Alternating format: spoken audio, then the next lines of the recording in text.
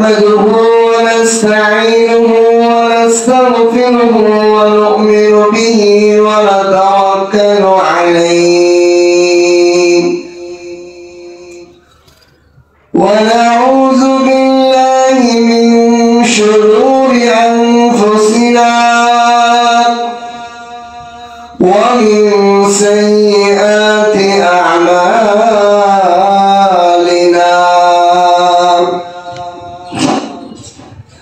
من يهدي الله فلا مضل له ومن يضلل فلا هادي له ونشهد أن لا إله إلا الله لا خالق إلا الله ولا مالك إلا الله ونشهد أن سيدنا وسندنا وحبيبنا وطبيب قلوبنا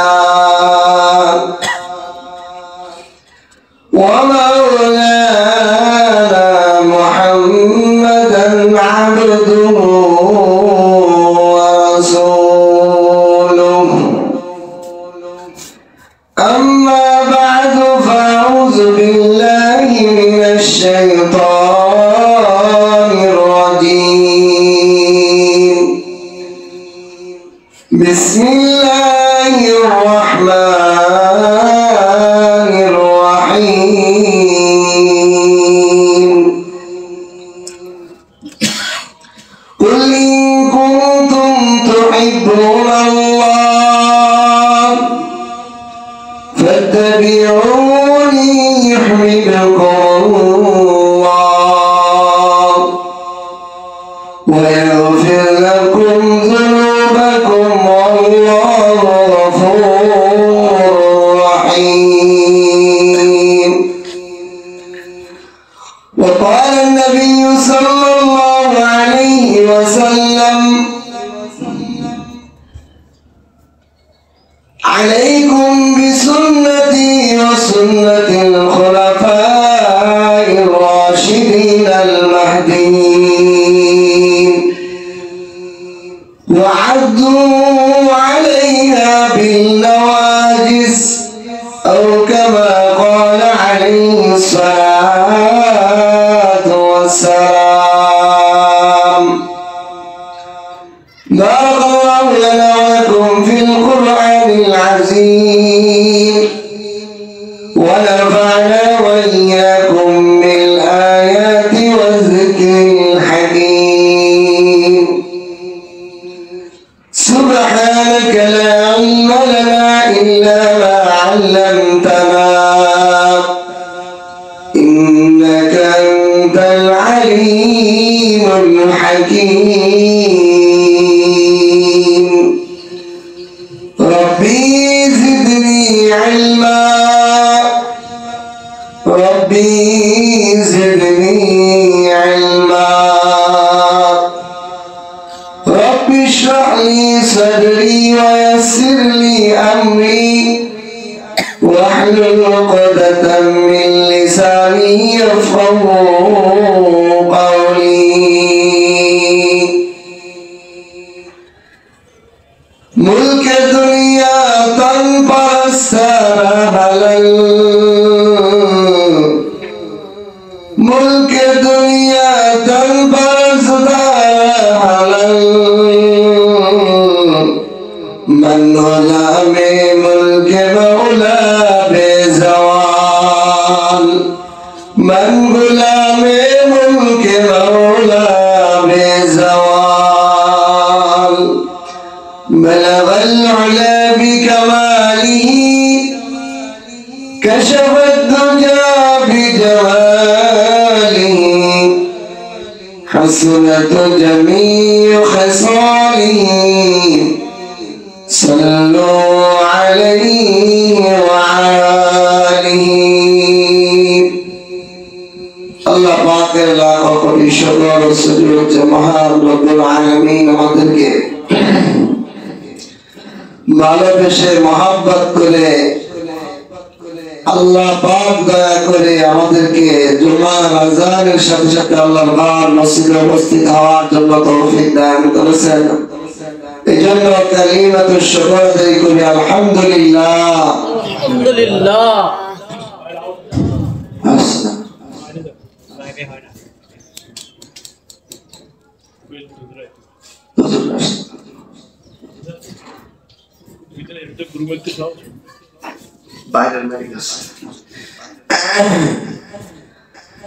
আল্লাহ পাকের দয়া এবং মায়ায় আল্লাহ আমাদেরকে জান্নাতের বাগিচা, জান্নাতের একটা টুকরা আল্লাহ ঘর মসজিদে উপস্থিত হওয়ার জন্য তৌফিক দান করেছেন। এজন্য আবারও কালিমাতুশ শুকর আদায় করি আলহামদুলিল্লাহ।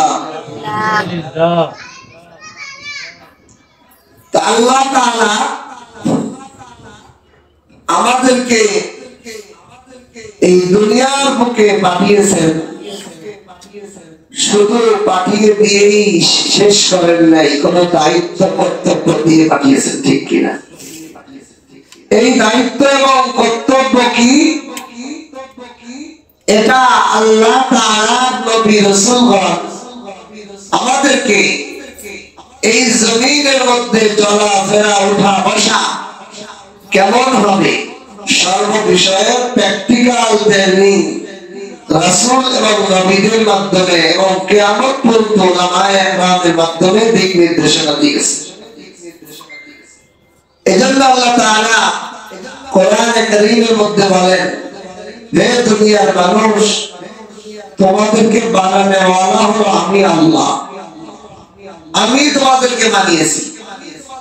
তোমাদের উঠা বসা, খাওয়া, চলাফেরা, দুনিয়ার সর্ব কাজ আমার সন্তুষ্টির জন্য হতে হবে, আমাকে পাওয়ার জন্য হতে হবে। কারণ বানাইছি আমি, আমার আনুগত্যের জন্য, আমার ভালোবাসা পাওয়ার জন্য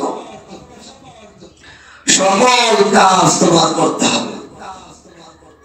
আল্লাহ পাকের মুহিব হতে হবে, আশিক হতে হবে। আশিকের ফলাফল হলো সে দাস হয়ে যায়, গোলাম হয়ে যায়। এই জন্য আল্লাহ তাআলা আমাদেরকে লকব দিয়েছেন, তোমরা হলো আব্দুল্লাহ, আল্লাহর বান্দা। আমরা সকলে আল্লাহর বান্দা। বান্দা বান্দা তখনই বান্দা হয় যখনই মাশুকের আশিক হয়। যেই মানুষের আশিক হয়ে যায়, সে তার গোলামে পরিণত হয়ে যায়। ফলাফল গোলাম। সে যা পছন্দ করে তাই আমি করি, সে যা চায় আমি তাই করি, তার সন্তুষ্টির জন্য আমি পাগল করা হয়ে যাই। এটাই তো আশিক। এর ফলাফল কি দাঁড়াইল? আমি গোলাম হয়ে গেছি। আমি আমার চিন্তায় চলি না, আমি আমার মাশুকের চিন্তায় চলি। এই জন্য আল্লাহ পাক কোরআনে কারীমের মধ্যে ঘোষণা করেন, قل إن كنتم تحبون الله قل إن كنتم تحبون الله فاتبعوني يحببكم الله ويغفر لكم ذنوبكم والله غفور رحيم। হে দুনিয়ার মানুষেরা, তোমরা যদি তোমাদের কাজ কর্মে সর্ব বিষয়ে আমি আল্লাহকে ভালোবাসতে চাও, মহব্বত করতে চাও, কেমনে আমার মহব্বতটা তোমার দ্বারা প্রকাশ পাবে? ফাত্তাবিউনি ইউহিব্বুকুমুল্লাহ। আমি নবী মুহাম্মদুর রাসূলুল্লাহ সাল্লাল্লাহু আলাইহি সাল্লামের সর্ব বিষয়ে আনুগত্য অনুসরণ যে করবে, সে আমার মহব্বত পেয়ে যাবে। বলেন সুবহানাল্লাহ। আমার নবীর অনুসরণ করার মধ্যেই শুধু আমার মহব্বত হবে এমন নয়, ওয়ায়াগফির লাকুম যুনুবাকুম, তোমাদের জিন্দেগীর সমস্ত গুনাহগুলো আমি আল্লাহ ক্ষমা করে দিব। নবীর অনুসরণ ফলাফল এক নম্বর হলো আল্লাহর ভালোবাসা পাওয়া, দুই নম্বর হলো জিন্দেগির সমস্ত গুনাহ মাফ, জিন্দেগি পবিত্র হয়ে যাওয়া। আল্লাহ পাক সত্তা, আল্লাহর মধ্যে কোনো নাপাকিত্ব নাই। এই জন্য যেই বান্দা গুনাহমুক্ত পবিত্র হয়ে যায় আল্লাহর নৈকট্য অর্জন করে।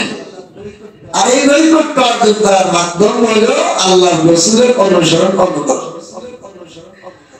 আমি যে হাদিস খানা আজকে তেলাওয়াত করেছি, এই হাদিসের আলোকে আল্লাহ রাসূল সাল্লাল্লাহু আলাইহি ওয়াসাল্লাম বলেন, ফাআলাইকুম বিসুন্নতি ওয়া সুন্নাতিল খুলাফায়ে রাশিদিন আল মাহদিয়িন। হে আমার উম্মতরা, কিয়ামত পর্যন্ত আনে ওয়ালা উম্মত, আলাইকুম বিসুন্নতি, তোমরা আমার সুন্নতকে মজবুত ভাবে আঁকড়ে ধরো। আলাইকুম বিসুন্নতি, আমার সুন্নত, আমার আদর্শকে তুমি মজবুত ভাবে আঁকড়ে ধরো। ওয়া সুন্নাতিল খুলাফায়ে রাশিদিন আল মাহদিয়িন, আর আমার খলিফা আমি মুহাম্মদুর রাসূলুল্লাহ সাল্লাল্লাহু আলাইহি সাল্লামের যারা খলিফা এবং সৎ পথের উপর অটল রাশিদিন ওয়াল মাহদিয়িন, হিদায়াত প্রাপ্ত খলিফাদের অনুসরণ যারা করবে তারাই আমার অনুসারী। সুবহানাল্লাহ। কোরআনে কারীমের হাদিসের মধ্যে আরেকটা বিষয় আসছে, ওয়া ইন তা'মুর আলাইকুম আবদুন, আল্লাহ রাসূল বলেন তোমাদের উপর যদি কোনো খলিফা নিযুক্ত হয়ে যায়, তো ওই খলিফা চাই সে গোলাম হোক, কালো হোক, হাফসি গোলাম হয়, তার হুকুম মানা তোমাদের জন্য ওয়াজিব। তার অনুসরণ করে তোমরা জীবন পরিচালনা করবে।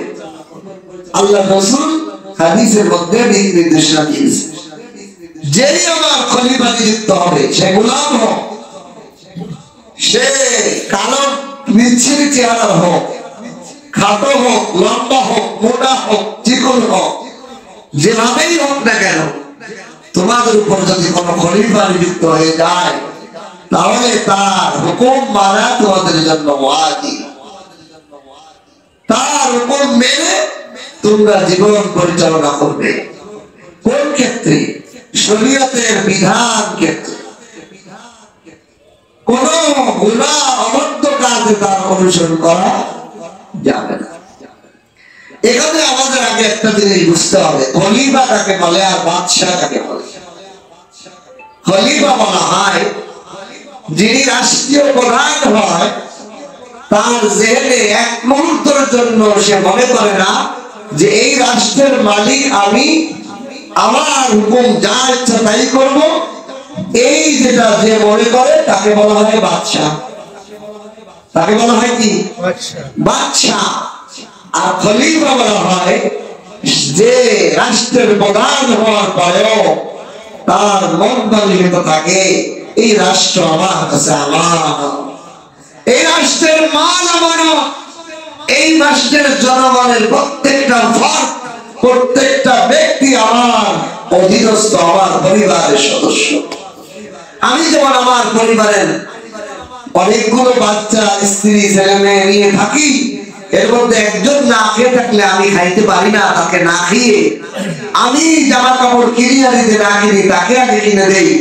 ঠিক খলিফা হবে এই মানসিকতায় যে মনে করবে এই রাষ্ট্রটা আমার কাছে আমানত দিয়েছে আল্লাহ, আমার নবীর অনুসরণে অনুকরণে আমি এই রাষ্ট্রের প্রত্যেকটা জনগণের অভিভাবক, এই জনগণের প্রতিটা মালের আমানত আমার হাতে। খলিফাদের অবস্থা কি ছিল?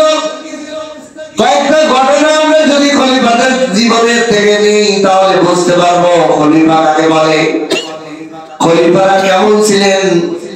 হযরত আলী রাদিয়াল্লাহু তাআলা চতুর্থ খলিফা ছিলেন, রাসূলুল্লাহ সাল্লাল্লাহু আলাইহি ওয়াসাল্লামের খলিফা। আলী রাদিয়াল্লাহু তাআলার কাছে দূর দেশ থেকে একজন মুসলিম পর্যটক ওনার সাথে মোলাকাত করতে আসছে। প্রায় 3 মাস সফর করে 3 করে মদিনায় পৌঁছাইছে রাসূলুল্লাহ সাল্লাল্লাহু আলাইহি ওয়াসাল্লামের খলিফা আলীর সাথে দেখা করার জন্য। আলী রাদিয়াল্লাহু তাআলা আনহুর সাথে মোলাকাতের জন্য দূর দেশ থেকে সফর করে আসছে। আসার পর বাসায় যে জিজ্ঞাসা করছে খলিফা, উনি তো মুসাফির। একজন মুসাফিরের নিয়ম হলো যেখানে মুসাফির সফর করবে শুরুতে 2 রাকাত সফরের নামাজ পড়া, আবার গন্তব্যে পৌঁছে 2 রাকাত নামাজ সফর আদা পড়া। তাই মুসাফির মসজিদে যে দিনের বেলা কোনো নামাজের ওয়াক্ত নয় এমন টাইমে সে যে মসজিদে 2 রাকাত নামাজ পড়ছে সফরের নামাজ, সফরের গন্তব্যে পৌঁছেছে এই সফর 2 রাকাত নামাজ পড়ছে। পরে আলী রাদিয়াল্লাহু তাআলা বাড়ি গেছে।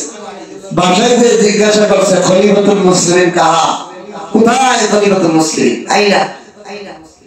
তখন বাসার লোক বলছে খলিফা তো মসজিদে আছে। খলিফা দরবার কোথায়? আল্লাহর ঘর মসজিদ।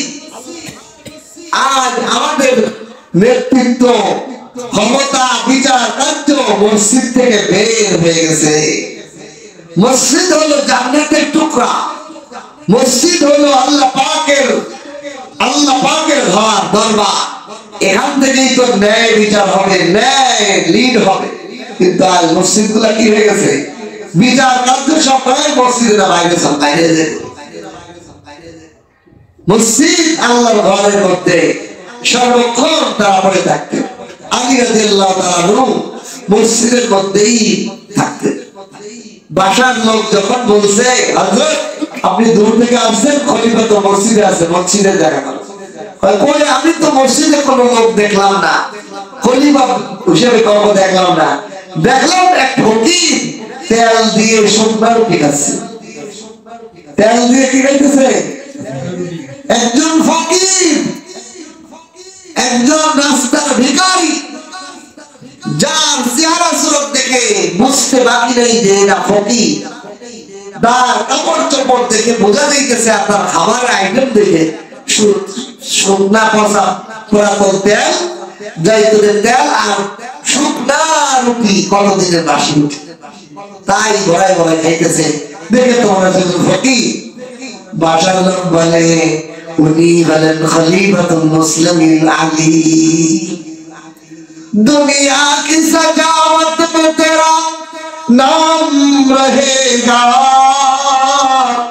आली तेरा नाम से इस्लाम रहेगा, आली तेरा नाम से इस्लाम रहेगा।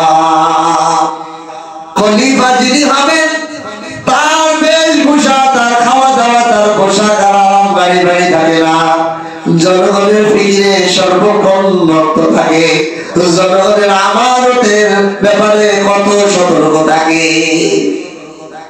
হযরত ওমর রাদিয়াল্লাহু তাআলার খেলাফত, ওমর রাদিয়াল্লাহু তাআলা একদিন রাষ্ট্রীয় একটা চরণভূমি, ঘাস যেখানে উট চড়ায়, ঘোড়া চড়ায়, এখানে ঘাস খাওয়ার জন্য সরকারি জমি, সরকারি ভূমি, এই ভূমির মধ্যে একজন গোলামকে প্রতিনিধি দায়িত্ব দান করছে।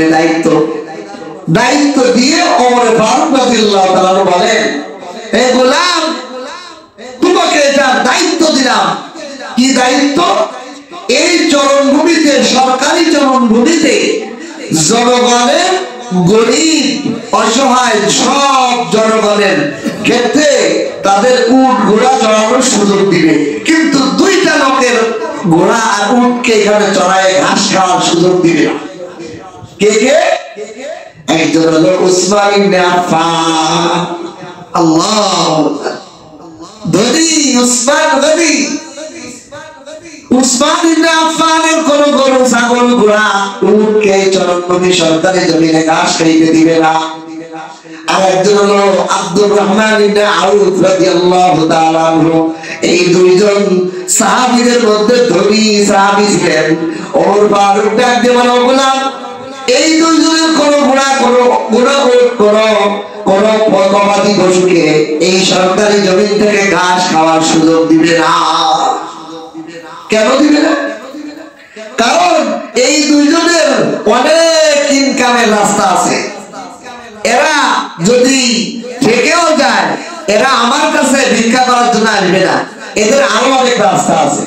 কিন্তু জনগণের যারা আমার কাছে থেকে যাবে, অভাবে দুর্ভিক্ষে পড়ে যাবে, যারা দুর্ভিক্ষে পড়ে নিজেদের খাবারও নাই, ঘোড়ার খাবারও নাই, ঘোড়া উঠে খাবার নেই বলে ঘোড়ার বাচ্চা হয় না, দুধ হয় না, জনগণ এসে আমাকে বিরক্ত করবে। আমাকে বিরক্ত করার আগেই জনগণের গবাদি পশুকে এই সরকারি চরণভূমিতে ঘাস খাওয়ার সুযোগ করে দাও, তাদের দুধ হবে, বাচ্চা হবে, তারা আমার কাছে অভাবের কারণে আসবে না।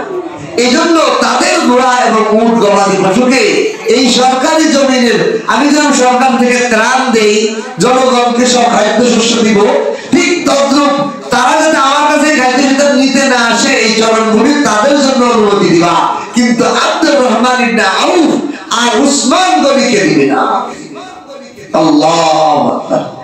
এটাই ছিল খেলাফত। কোন স্বজনপ্রীতি ছিল না, কোন ইনসাফের বাইরে ছিল না। এই জন্যই তো ওমর রাদিয়াল্লাহু তাআলা বলা হয়, দুনিয়া কি আদালত মে তেরা নাম রহেগা, दुनिया की अदालत में तेरा नाम रहेगा, फारूक तेरा नाम से इस्लाम रहेगा। দুনিয়ার আদালতের মধ্যে, ন্যায় বিচারের মধ্যে সর্বোচ্চ মাকাম নবীর সাহাবীদের মধ্যে সর্বোচ্চ মাকাম ওমর ফারুক নিয়ে নিয়েছে ন্যায় বিচারের ক্ষেত্রে। এজন্য খলিফা যিনি হবে তিনি জনগণের দায়িত্ববান হবে। অনেক খলিফাদের জীবনের মধ্যে আসছে, উনি জীবন দশায় খানা খাইতেন না, জিজ্ঞেস করতো খানা খান না কেন, না জানি আমার এলাকার, আমার শাসন অধীনস্থ এলাকার মধ্যে কোন জনগণ এখনো ক্ষুধার্ত অবস্থায় কাটাচ্ছে। ওমর ফারুক রাদিয়াল্লাহু তাআলা বলতেন, আমার শাসনামলে যদি একটা কুকুরও অন্যায় ভাবে খানা না পেয়ে বোকা অবস্থায় মারা যায়, আমি আল্লাহর কাছে কি জবাব?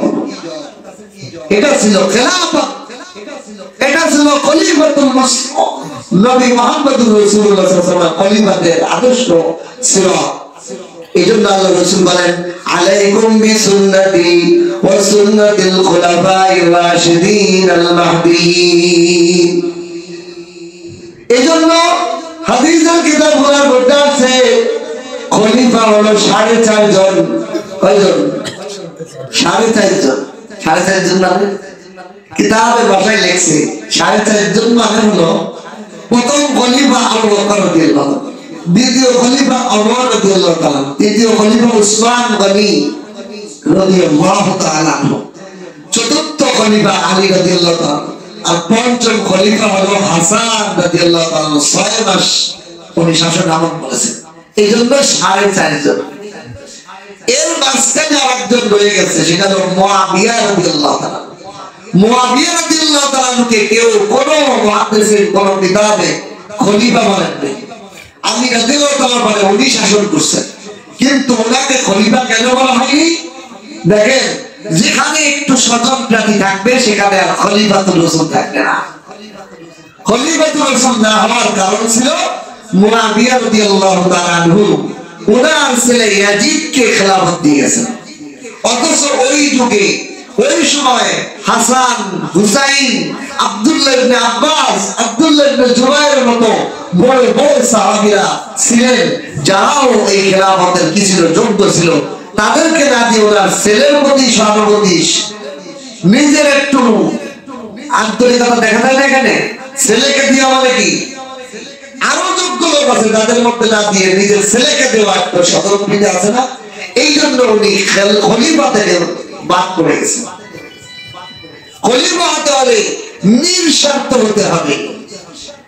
এই জন্য আমাদের এই ভারতবর্ষ 56 মানে পূর্ববর্তী স্বাধীন ভারতবর্ষ পাকিস্তান মেডাল ভাগ হওয়ার আগে পূর্ববর্তী যে ভারতবর্ষ ছিল, বাংলাদেশ, নেপাল, পাকিস্তান, ভুটান, ইন্ডিয়া সব মিলে একটা ভারতবর্ষ ছিল। এই ভারতবর্ষকে শাসন করছেন বাদশাহ জাহাঙ্গীর। উনি 56 বছর এই ভারতবর্ষকে শাসন করছেন, কিন্তু ওনাকেও খলিফা বলা হয়। কেন বলা হয়? ইতিহাসের কিতাবে ওনাকেও খলিফা বলা হয়। কারণ বাদশা আলমগীর যেমন তিনি বাদশা ছিলেন তেমন ছিলেন আলেম। কেমন আলেম ছিলেন আর কেমন খলিফা ছিলেন? কেন উনি খলিফা, কেন উনি বাদশা না? কারণ বাদশা আলমগীর তার এই 56 বছর শাসন আমলে উনি রাষ্ট্রীয় কোষাগার থেকে 1 টাকা বেতন বাবদ নেননি। আল্লাহু আকবার। কিভাবে উনি জিন্দেগি চালাইতেন? ইতিহাসের কিতাবে লেখে উনি অনেক বড় আলেম এবং এমন লেখক ছিলেন। লেখক অনেক সুন্দর তার লেখা আছে, এখনো অনেক বড় আমাদের ঢাকা জাদুঘরে আমি দেখেছি বাদশা আলমগীরের নিজ হাতে লেখা ফতোয়ায়ে আলমগীরি। ফতোয়ায়ে আলমগীর ফতোয়ার একটা বিখ্যাত কিতাব ফতোয়ায়ে আলমগীর। এই বাদশা আলমগীর উনি একজন বড় আলেম ছিলেন, ওনার হস্তে লেখা কিতাব। উনি ওনার জীবন দশায় ওনার নিজ হস্তলিপি দিয়ে আল্লাহ পাকের কোরআনের কপি লিখতেন। অনেক আগে তো ছাপাখানা ছিল না, আগে তো অনেক ছাপা প্রিন্টার ছিল না যে চাইলেই আপনি ছাপা দিয়ে আপনি অনেক কিতাব বের করে ফেলতে পারবেন। আল্লাহর কোরআনের অনেক কপি উনি লিখতেন আর এগুলো বিক্রি করতেন। এটার যে মূল্য উনি পেতেন এটা দিয়েই সংসার চলত। সুবহানাল্লাহ। খলিফাতুল মুসলিমিন, মুসলমানদের খলিফার এই নিজাম কিয়ামত পর্যন্ত থাকবে, কিয়ামত পর্যন্ত খোলাফত থাকবে। যারা মুসলমানদের খলিফা হবে তাদের আদেশ মুসলমান জনগণের মেনে নেওয়া ওয়াজিব। আল্লাহ তাআলা যদি আমাদের বাংলাদেশের জন্য আল্লাহ পাকের রাসূলের আদর্শ অনুযায়ী রাশিদুল মাহদিয়্যিন খলিফা দান করেন, আমিন। আগামী সরকার যদি আমাদের ইসলামিক খলিফা হয়, এটা আমাদের চাওয়া করতে হবে, দোয়া করতে হবে।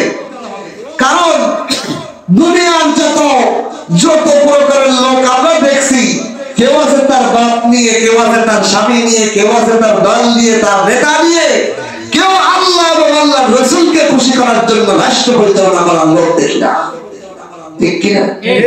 আসলে তো হওয়া দরকার এমন যে আমার নবী আদর্শ, আমার আল্লাহর বিধান অনুযায়ী আমি রাষ্ট্র চালাবো। কে আমার বেজার হয় আর কে খুশি হয় এটা দরকার নাই, ঠিক কিনা? মুলকে দুনিয়া তন বারাস্তারা হালাল, মান গোলামে মুলকে মাওলা বে জাওয়াল। নকলি কো দেখো নগরি কো দেখো, পিয়া জিসকো চাহে চুহাগন নহি হ্যায়। কে আমারে ভালো কইল, কে আমারে মন্দ কইল ওইটা দেখা যাবে না। আমার আল্লাহর গোলাম আমাকে হতে হবে, আল্লাহর গোলাম হতে হবে। এই জন্য তো আল্লাহ রাসূলের যারা খলিফা ছিলেন তাদের জীবন আদর্শের দিকে তাকাইলে দেখা যায় তারা জনগণ কি বেজার হবে না খুশি হবে এটা দেখতেন না।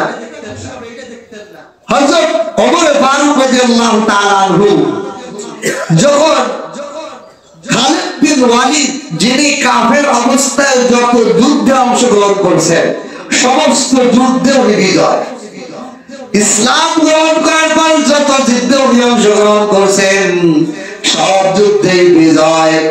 এই বিজয়টা আস্তে আস্তে আস্তে উনি যে যুদ্ধেই যায় সবাই বুঝে ফেলতো বিজয় আমাদের, বিজয় আমাদের। জনগণের মধ্যে একটা শিরকি মনোভাব প্রয়োগ শুরু হয়ে গেল। কিছু প্রয়োগ দিলের মধ্যে জনগণের হয় না এরকম যে এই লোক গেলে হ্যাঁ ঠিক এর কাছে মনে হবে আল্লাহ যে জিতায়, আল্লাহ যে ঠকায়, এই আকীদা থেকে জনগণ বাড়ি গেছে। সমস্ত সাহাবায়ে কেরাম, আরবের জনগণ, মুসলিম জনগণের দিলের মধ্যে এসে গেছে আরে খালেদ যে যুদ্ধে আছে ওই যুদ্ধে পরাজয় নাই। আর এটা না হওয়ার কারণ আছে, আল্লাহ রাসূল বলেছেন খালিদ বিন ওয়ালিদকে সাইফুল্লাহ, কি বলেছেন? সাইফুল্লাহ, আল্লাহর তরবারি। আল্লাহর তরবারি তো বাইরে বলা সম্ভব আছে? বলেন আল্লাহর যেটা তরবারি এটা ভাঙা শয়তান এবং শয়তানের দাদার দাদা হয়েছে, ভাঙতে পারবে সম্ভব? ইন্নাল্লাহ আন্নাল কুওয়াতা লিল্লাহি জামিয়া, কোরআনে কারীমের আয়াত, আন্নাল কুওয়াতা লিল্লাহি জামিয়া, সমস্ত প্রকারের, সমস্ত ধরনের, সমস্ত আইটেমের শক্তি একমাত্র আল্লাহ। তাহলে আল্লাহর তরবারি, ওটা বাংলা সম্ভব। এই জন্য আল্লাহ রাসূল কাকে খেলাফত করতে লকব দিয়েছেন, খালিদ বিন ওয়ালিদকে লকব দিয়েছেন, এটা হলো আল্লাহর তরবারি। এই জন্য খালিদ বিন ওয়ালিদ মৃত্যুর আগ মুহূর্তে বলতেছে, হ্যাঁ আমি তো অনন্তরের মানুষ, কিন্তু আজ আমি বিছানায় কাতরাইতে মৃত্যুর শয্যায় যাইতেছি, এটা আমার জন্য খুবই অপমানের মনে হইতেছে। কারণ যুদ্ধের ময়দানের মানুষ, সেই মানুষটা যদি বিছানায় কাতরাইতে মরে, এটা কি তার পছন্দ? আমি তো শহীদ হয়ে যাবো। এক সাহাবী এসে সান্ত্বনা দিতেছে, আরে খালিদ, তোমার শহীদ হওয়া মানে আল্লাহর তরবারি শহীদ হয়ে যাওয়া, এটা তো আল্লাহ হতে দিব না। এই জন্য তোমার কপালে শহীদ হওয়া নাই। উনি স্বাভাবিক বিছানায় কাতরাইতে বসে। এই খালিদ বিন ওয়ালিদ যেই যুদ্ধেই যাইত, জনগণ মুসলিম সাধারণ সৈনিকদের দিলের মধ্যে একটা খারাপ শিরকি আকীদা পোষণ হয়ে যাইতেছে, কি খালিদ আছে মানে বিজয়। অথচ মুসলমানের আকীদা হবে কি, ইয়াতাওয়াক্কালু আলাল্লাহ, তাওয়াক্কালু আলাল্লাহ, আল্লাহর উপর তাওয়াক্কুল থাকবে। কোন অস্ত্রের উপর, কোন সেনাবাহিনীর উপর, কোন ব্যক্তির উপর, কোন আসবাবের উপর, কোন মাখলুকের উপর কোন আস্থা হতে পারে না। আস্থা কার উপর হবে? একমাত্র আল্লাহর উপর হবে। আমি আপনি যে ওষুধ খাই, ওষুধে ভালো করে এই আকীদা রাখলেও শিরক হবে। ওষুধ হলো আমি আল্লাহ পাকের হুকুম মানলাম, আল্লাহর হুকুম ওষুধ, আল্লাহ ওসিলা বানাইছেন ওষুধকে, বাকি আমার রব ভালো করার মালিক, আস্থা এবং ভরসা রাখা আল্লাহ। কারণ আপনি দেখেন আমাদের সমাজে অনেক মানুষ ওষুধ খায়, এক ওষুধ খেয়ে ভালো, আর একজন 10 টাকাই অসুস্থ হয়। তাহলে ওষুধই যদি ভালো করতো, তাহলে তো ওই প্রত্যেকটা রোগী একটা ওষুধ খেলে ভালো দিত। এই জন্য আস্থা কারও রাখতে হবে আল্লাহ। মুসলিম জনগণের দিলের মধ্যে ওমর রাদিয়াল্লাহু তাআলা খলিফা দেখলেন খালিদ বিন ওয়ালিদের প্রতি সবার এরকম আস্থা, আল্লাহর উপর ভরসা চলে যাইতেছে। খালিদ বিন ওয়ালিদ যে জিহাদে যায়, সেই জিহাদ বিজয়, এই আশায় মুসলমানরা গোটায় বসে, এই আশায় আল্লাহর উপর ভরসা রাখে না। এই জন্য খালিদ বিন ওয়ালিদকে সেনাপতি থেকে বরখাস্ত করলেন। এক নম্বরে এটা জনগণের ঈমান রক্ষার জন্য। মুসলিম খলিফারা বিজয় আর ওটা মনে করতেন না, মনে করতেন আল্লাহর নারাজি হবে না হয়। যদি খালিদের দ্বারা জয় হয় আর জনগণ মুশরিক হয়ে যায়, এই জয়ের কোনো লাভ আছে? এটাই ছিল মুসলিম খলিফা যারা হয়, তারা আল্লাহ এবং রাসূলকে আগে প্রাধান্য দিত। প্রথম বিজয়ের প্রাধান্যতা আগে দিত না। খলিফায় চিন্তা করে, আর বাদশারা চিন্তা করে আমার খালি নাম। আগের কালের বাদশাদের ঘটনা বলি, কিতাবের মধ্যে লেখে আগে যারা বাদশা হতো তারা ভয়ে থাকতো যে কোনো মুহূর্তে আমার মারি ফেলায়। এই জন্য তারা একা দূর দেশে কোনো ভ্রমণে যেত না। এই জন্য আগের যারা মুসলিম বাদশা ছিল, এরা অধিকাংশই হজ কাজ মারা গেছে। কেন? হজ করতে যাবে কত দেশ পার হয়ে, কোন দেশের রাজা তারা মারি ফেলায়, এই ভয়ে তারা হজ করতে যাইতো না। তারা করতো কি, বদলি হজ করার জন্য লোক প্রতিনিধি পাঠাইতো, নিজেরা যাইতো। তাদের দিলের মধ্যে আল্লাহ এরকম ভয় আর ছিল না, ভরসা ছিল না। এই জন্য তারা নিজেরা হজ করতে যেত না, আতঙ্কে থাকতো, অন্য প্রতিনিধিকে হজ পাঠাইতো বদলি হজ করার। এই জন্য খলিফা যিনি হবেন, তিনি আল্লাহ এবং রাসূলকে প্রাধান্য আগে, আমার রাষ্ট্র আমার কাছে থাকুক আর না থাকুক, আমি আল্লাহ এবং রাসূলের সন্তুষ্টির জন্য কাজ করি। আল্লাহ তাআলা আমাদের দেশকে এরকম একজন খলিফা দান করবেন, আমিন। এবং কিয়ামত পর্যন্ত খলিফার এই প্রতিনিধিত্ব আল্লাহ সিস্টেম রাখছেন। কিয়ামতের আগে ইমাম মাহদী হবে মুসলিম জাহানের খলিফা, হযরত ঈসা আলাইহিস সালাম হবে মুসলিম জাহানের খলিফা। উনি নবী হিসেবে আসবেন না, উনি আসবেন এই উম্মতের একজন সদস্য হিসেবে এবং উম্মতের খলিফা প্রতিনিধিত্ব দেওয়ার জন্য আসবেন। এই জন্য আল্লাহ পাক যদি আমাদের দেশকে এরকম একজন খলিফা আগামী সরকার দিবে, এমন একজন খলিফা হয় যিনি ইসলামিক এবং কোরআন এবং হাদিস অনুযায়ী দেশকে চালায়। দেখেন কোরআন অনুযায়ী চালাইলে কার ক্ষতি বলেন? শয়তান ছাড়া আর কোন মানুষের ক্ষতি নেই। শয়তান ছাড়া আর কোন মানুষ, যেই লোকটার সামনে যদি বলা হয় কোরআন সুন্নাহ অনুযায়ী দেশ চলবে, তার ভিতর খারাপ লাগে। কিসের কোরআন সুন্নাহ অনুযায়ী?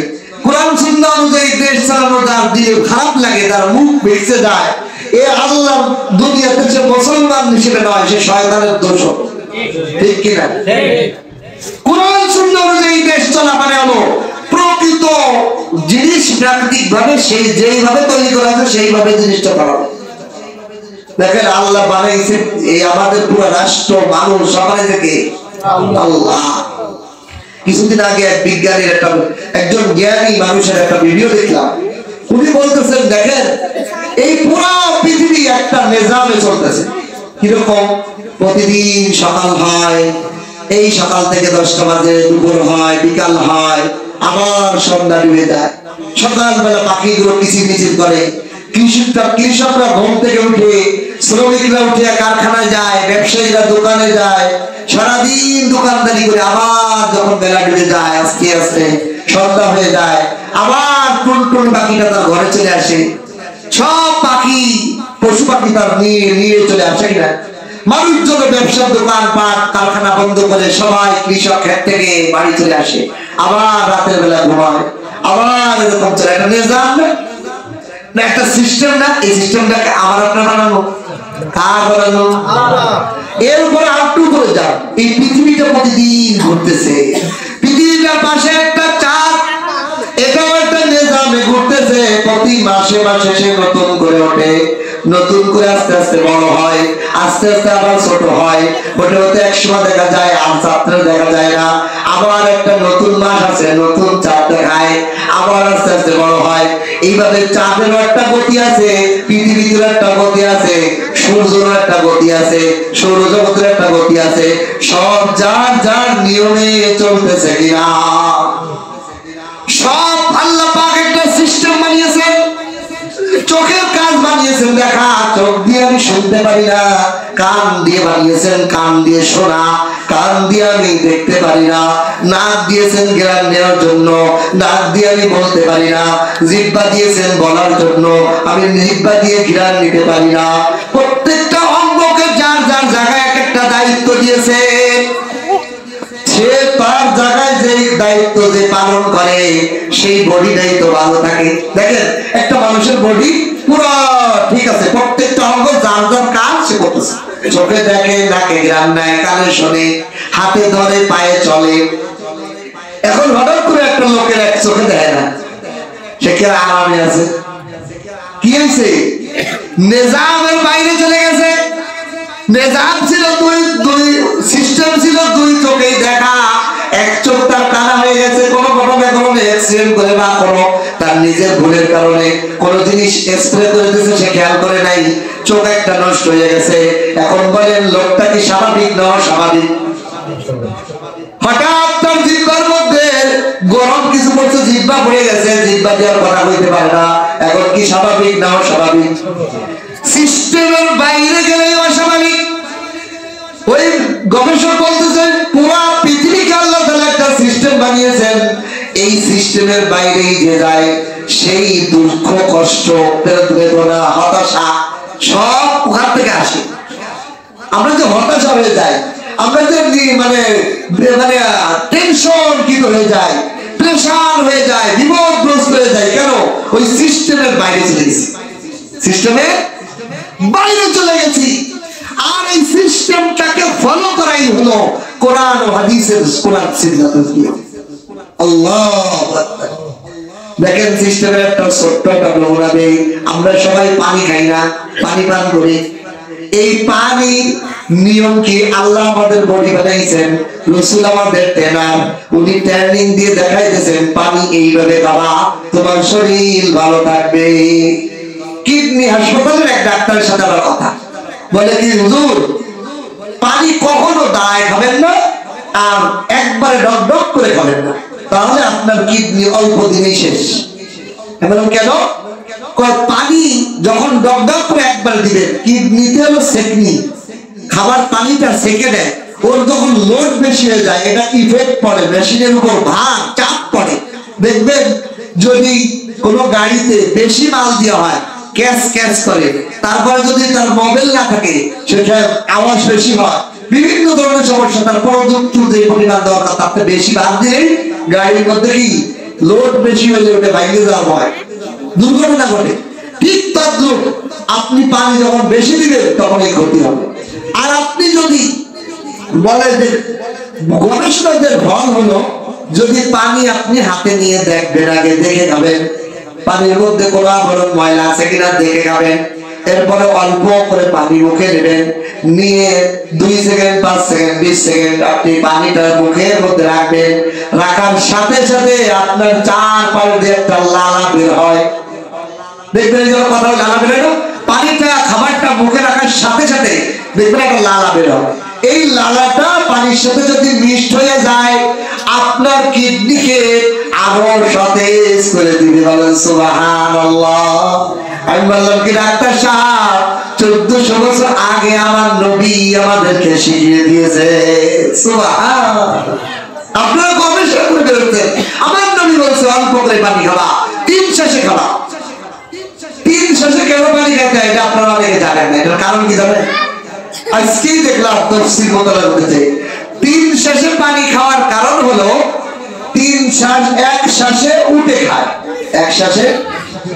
আল্লাহ রাসূল এক হাদিসের মধ্যে বলেন, জাহান্নামীরা জাহান্নামের আগুনে দগ্ধ হয়ে এমন পিপাসিত হবে, পিপাসায় এমন ছটফট করতে থাকবে, তাদের সামনে হামিম মাউল হামিম উত্তপ্ত টকবকে গরম পানি তাদের সামনে আনা হবে। এমন পিপাসিত তারা হবে, আল্লাহ রাসূল বলে উটের মতো পিপাসিত হবে। উটের পিপাসা যখন লাগে, এক নিঃশ্বাসে সে কয়েক টন পানি খেয়ে ফেলায়। আল্লাহ রাসূল উদাহরণ দিয়ে বলেন, জাহান্নামীরা এমন উটের মতো পিপাসিত হবে, উটের মতো পিপাসিত হওয়ার সাথে সাথে তাদের সামনে গরম পানি না ঠান্ডা পানি, এটার স্রোত, এটার বিবেক বিবেচনা তাদের সামনে থাকবে না।